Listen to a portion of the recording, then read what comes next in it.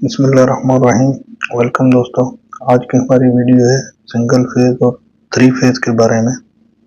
आज की वीडियो में हम सीखेंगे कि सिंगल फेज और थ्री फेज में डिफरेंस क्या है और पावर जनरेशन, ट्रांसमिशन और डिस्ट्रीब्यूशन में ये कैसे इस्तेमाल होते हैं, कौन सा फेज कहाँ पे इस्तेमाल किया जाता है। आज की वीडियो में मुकम्मल डिटेल के साथ हम सीखेंगे। तो चलें आज की वीडियो शुरू करते हैं। जो इलेक्ट्रिक पावर सिस्टम है हमारे पास, इसमें दो टाइप के सिस्टम है, एक सिंगल फेज है और दूसरा थ्री फेज है। सिंगल फेज में हमारे पास सिर्फ दो वायर्स होती हैं, एक फेज वायर होती है और दूसरी न्यूट्रल वायर होती है, इसलिए हम इसको टू वायर सिस्टम भी बोलते हैं। और थ्री फेज में हमारे पास दो ऑप्शन है, एक स्टार कनेक्शन है और दूसरा डेल्टा कनेक्शन है। स्टार कनेक्शन में हमारे पास तीन फेज होते हैं और एक न्यूट्रल होती है, उसको हम फोर वायर सिस्टम बोलते हैं। और डेल्टा कनेक्शन में हमारे पास तीन फेज होते हैं और इसको हम थ्री वायर सिस्टम बोलते हैं। स्टार कनेक्शन हम कंज्यूमर एंड पे यूज करते हैं, जहाँ पे डिस्ट्रीब्यूशन हो, और डेल्टा कनेक्शन को हम ट्रांसमिशन के लिए यूज करते हैं, जहाँ पे हमारी तीन वायर होती हैं, एक वायर की हमें बचत हो जाती है। तो इन सबको डिटेल में आगे सीखते हैं। तो सबसे पहले शुरू करते हैं सिंगल फेज सिस्टम से। अब सिंगल फेज सिस्टम सिंपल जो हम अपने घरों में यूज करते हैं, जब कनेक्शन लगवाते हैं तो उसमें सिर्फ दो वायर होती हैं, एक फेज वायर है और दूसरी न्यूट्रल वायर है, या इसको हम सादा जबान में गर्म और ठंडी तार भी कहते हैं। अब इस सिस्टम में सिर्फ दो वायर यूज हो रही है, इसलिए इसको टू वायर सिस्टम बोलते हैं। इसमें हमारे पास वोल्टेज 220 वोल्ट होते हैं और फ्रिक्वेंसी 50 हर्ट्ज होती है। अब हम देखते हैं कि ये जनरेट कैसे होता है, ये सिंगल फेज बनता कैसे है। इसके लिए इसमें सबसे पहले हम एक जनरेटर लेते हैं। जनरेटर के दो पार्ट होते हैं, एक स्टेटर है, दूसरा रोटर है। अब ये हमारे पास स्टेटर आ गया, दूसरा पार्ट है हमारे पास रोटर, जो रोटेट करता है। अब जनरेटर का जो रोटर पार्ट है, जब रोटेट करता है तो एक मैग्नेटिक फ्लक्स प्रोड्यूस करता है। वो मैग्नेटिक फ्लक्स जो हमारे स्टेटर पे जो वाइंडिंग या कोयल पड़ी होती है, उसमें एक फ्लक्स इंड्यूस करती है, उससे हमारा करंट जनरेट होता है। हम जितने भी हमारे पास पावर प्लांट है, चाहे वो हाइड्रो है, विंड है, कोल है, लेट्स सपोज हाइड्रो है, वहाँ पे जो टर्बाइन है वो हमारा जो पानी उसको रोटेट करवाता है, तो आगे उसकी शाफ्ट लगी होती है, वो आगे जनरेटर के रोटर पार्ट को रोटेट करता है और हमारा करंट जनरेट होता है। इसी तरह कोल पे पावर प्लांट में देखें तो वहाँ पे स्टीम टर्बाइन लगी होती है, वो स्टीम हमारे जो टर्बाइन को रोटेट करती है, आगे शाफ्ट की मदद से हम जो जनरेटर का रोटर पार्ट है उसको रोटेट करवाते हैं। इस तरह विंड में भी सेम यही है, विंड की मदद से हम रोटेट करवाते हैं। तो जैसे ही ये रोटेट होगा, ये एक मैग्नेटिक फ्लक्स प्रोड्यूस करेगा, वो मैग्नेटिक फ्लक्स फिर हमारा इंड्यूस होगा जो स्टेटर पे कॉइल पड़ी होगी। तो इसका कंसेप्ट समझने के लिए लेट्स सपोज हमारे पास ये एक रोटर है और ये कॉइल पड़ी है। तो यहाँ पे देखें ये रोटर मैग्नेटिक फ्लक्स प्रोड्यूस कर रहा है, लेकिन ये कॉइल में इंड्यूस नहीं हो रहा इस एंगल पे।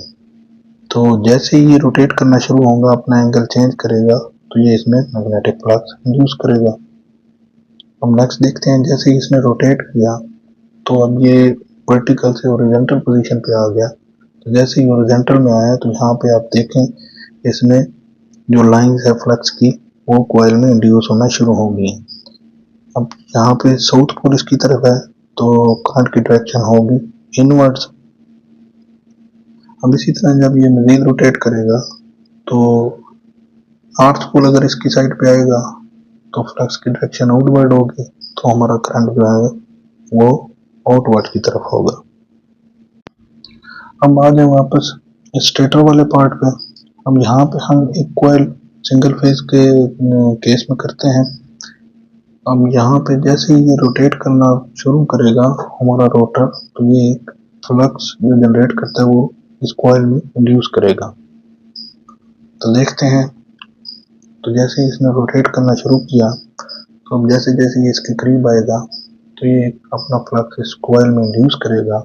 जैसे ही वो फ्लक्स इंड्यूस करेगा, उस कॉइल में एक करंट फ्लो करना शुरू कर देगा। तो यहाँ से हम दो कनेक्शन निकाल लेते हैं, एक न्यूट्रल और दूसरा फेज। ये हमारा सिंगल फेज के केस में है। तो यहाँ से हम अपनी जो है इलेक्ट्रिसिटी आगे यूज कर सकते हैं। अब नेक्स्ट हम इसको साइन वेव की मदद से समझने की कोशिश करते हैं। अब यहाँ पे देखिए, जैसे ही हमारा रोटर जो है वो वर्टिकल पोजीशन में है तो कोई करंट इंड्यूस नहीं हो रहा, मतलब इसकी वैल्यू 0 है।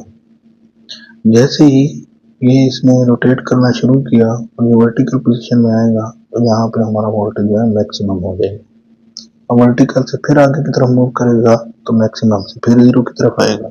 फिर जब ये मजीद, क्योंकि ये पूरा 360 रोटेट करता है, तो जैसे ये 180 से आगे रोटेट करेगा तो फिर ये नेगेटिव साइड पे मैक्सिमम होना शुरू हो जाएगा।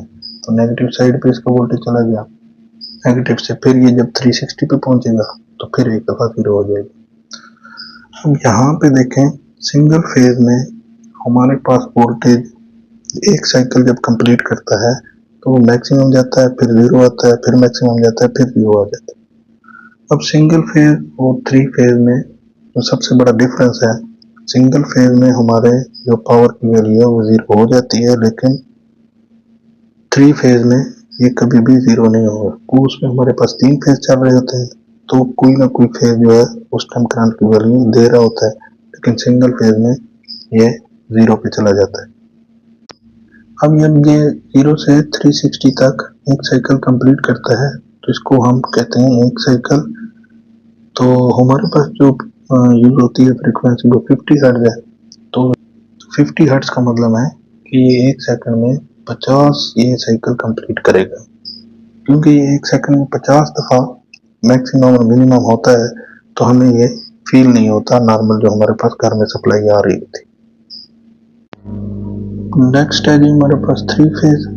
3 फेज में भी सिंपल वही, एक रोटर लें, एक स्टेटर पार्ट लें, और जैसे ये इसका रोटर रोटेट करना शुरू कर देगा वो मैग्नेटिक फ्लक्स प्रोड्यूस करेगा, और वो मैग्नेटिक फ्लक्स जो हमारी कॉइल पड़ी हुई है स्टेटर पार्ट पे उनमें इंड्यूस करेगा और वहां से करंट जो है ना निकलना शुरू हो जाएगा। अब सिंगल फेज के केस में थी हमारे पास सिर्फ एक कॉइल पड़ी हुई थी स्टेटर पे, लेकिन 3 फेज में हमारे 3 सेट ऑफ कॉइल होंगे जो स्टेटर पे पड़े होंगे। तो इस केस में जब रोटर रोटेट करेगा तो वो किसी न किसी कॉइल में करंट इंड्यूस कर रहा होगा, तो कभी भी इसकी वैल्यू 0 नहीं होगी। तो यहाँ पे हम 3 कॉइल लेते हैं, रेड, येलो, ब्लू। यहाँ पे हमारे 3 फेज येलो, ब्लू और रेड निकल आएंगे। तो इसको हम साइन वेव की मदद से समझने की कोशिश करते हैं। तो यहाँ पे हम जो रखेंगे, इसके जो कॉइल रखी हुई है ये 120 डिग्री फेज डिफरेंस के हिसाब से रखी हुई है। आपस में इनका जो फेज डिफरेंस है वो 120 डिग्री। अब यहाँ पे देखें, जब रेड फेज हमारा मैक्सिमम पे जाता है तो उस टाइम पे ब्लू 0 के करीब है, येलो नेगेटिव में कुछ वैल्यू दे रहा है। इस तरह रेड जब नेक्स्ट आगे जाएगा 0 पे तो उस टाइम पे देखें ब्लू हमारा नेगेटिव में मैक्सिमम दे रहा है, येलो हमारा पॉजिटिव में तक ऑलमोस्ट हाफ से आगे है। तो इस तरह इसकी करंट की कोई ना कोई फेज जो है वैल्यू देता रहेगा। तो इस लिहाज से अगर देखा जाए तो ये सिंगल फेज सिस्टम से बेहतर है, तो इसमें कभी भी हमारा करंट 0 नहीं होता। यहाँ पे एक चीज हमारे पास मिसिंग है और वो है न्यूट्रल। न्यूट्रल को तीनों फेज से कनेक्ट करके एक बार निकाल लें। 3 फेज को हम 2 तरीकों से यूज कर सकते हैं, या उसको स्टार कनेक्शन में या उसको डेल्टा कनेक्शन। अब स्टार कनेक्शन हम कंज्यूमर साइड पे यूज करते हैं और डेल्टा कनेक्शन हम ट्रांसमिशन लाइन के लिए यूज करते हैं। अब इसको मजीद डिटेल में देखते हैं। अब यहाँ तक हमने समझ लिया कि सिंगल फेज और 3 फेज जनरेट कैसे होते हैं। अब हम समझते हैं कि ये कहाँ कहाँ पे यूज होते हैं। इलेक्ट्रिकल पावर सिस्टम में 3 पार्ट्स होते हैं, जनरेशन का, ट्रांसमिशन का और डिस्ट्रीब्यूशन का। अब जितने भी हमारे पास पावर प्लांट्स हैं, चाहे वो हाइड्रो का है, कोल का है या विंड का है, ये सारे जितने भी हैं हमारे पास जितने जनरेटर, ये हमें 3 फेज में ही जनरेशन देते हैं। सिंगल फेज में सिर्फ हमारे जो हम घरों में यूज करते हैं छोटा जनरेटर, वो हमें सिंगल फेज में सप्लाई देता है। बाकी जो बड़े पावर प्लांट है वहाँ पे हमें 3 फेज में ही जनरेशन मिलती है। अब हमारा जनरेशन हो गया। अब नेक्स्ट है हमारे पास ट्रांसमिशन। अब ट्रांसमिशन के लिए हम वोल्टेजेस को हाई वोल्टेजेस यूज करते हैं, तो उसके लिए हम यूज करते हैं ट्रांसफार्मर का। ट्रांसफार्मर क्या करता है, हमारे लो वोल्टेजेस को हाई वोल्टेजेस और हाई वोल्टेजेस को लो वोल्टेजेस में कन्वर्ट करने के लिए हम यूज करते हैं। तो यहाँ पे हम क्या करेंगे, ट्रांसफार्मर को यूज करेंगे हाई वोल्टेजेस में कन्वर्ट करने के लिए। तो ट्रांसमिशन के लिए नॉर्मल जो हम यूज करते हैं वो 132 kV या 500 kV, तो जो भी हम अपने रिक्वायरमेंट के मुताबिक यूज करेंगे। तो ट्रांसफार्मर के बाद नेक्स्ट आती है हमारे पास ट्रांसमिशन लाइन। ट्रांसमिशन लाइन हम यूज करते हैं, यहाँ पे हम डेल्टा कनेक्शन यूज करते हैं, क्योंकि हमें लॉन्ग डिस्टेंस कवर करना है। तो एक वायर को बचाने के लिए हम डेल्टा कनेक्शन यूज करेंगे। यहाँ पे आप देखें ये 3 फेज है, ये एक फेज हो गया, ये दूसरा, और ये हमारे पास तीसरा फेज आ गया। अब ट्रांसमिशन के बाद नेक्स्ट पार्ट है हमारे पास डिस्ट्रीब्यूशन। डिस्ट्रीब्यूशन के लिए हम क्या करेंगे, वो जो ट्रांसमिट किया था हाई वोल्टेज उसको एक ट्रांसफार्मर की मदद से 11 kV में कन्वर्ट करेंगे। 11 kV को फिर हम कंज्यूमर साइड पे यूज करते हैं। अब 11 kV को समझने के लिए अब यहाँ पे देखें, ये जो ऊपर 3 लाइंस हैं ये हमारे पास है 11 kV, ये हॉरिजॉन्टल में होंगी। अब नीचे ये जो ट्रांसफार्मर नजर आ रहा है ये हमें गली मोहल्लों में नजर आता है, ये हमारे 11 kV को 220 वोल्ट में कन्वर्ट करता है। और आगे ये जो हमारी वर्टिकल लाइंस है 4 लाइंस, ये हमारे 220 वोल्ट है, ये हमारे 220 वोल्ट है। और ये है हमारे पास स्टार कनेक्शन, मतलब यहाँ पे ये ऊपर 3 फेज है और नीचे ये लास्ट वाली जो वायर है ये न्यूट्रल है। यहाँ पे आपको क्लियर समझ आएगा, ये ऊपर जो 3 वायरें जा रही हैं ये 11 kV की फीडर है और ये हॉरिजॉन्टल में होंगे, और नीचे जो 4 वायरें हैं ये 220 वोल्ट है और ये स्टार कनेक्शन है, और ये हमेशा वर्टिकल में होंगे। ऊपर वाले 3 फेज हैं और जो सबसे लास्ट वाले नीचे है वो हमारे पास न्यूट्रल है।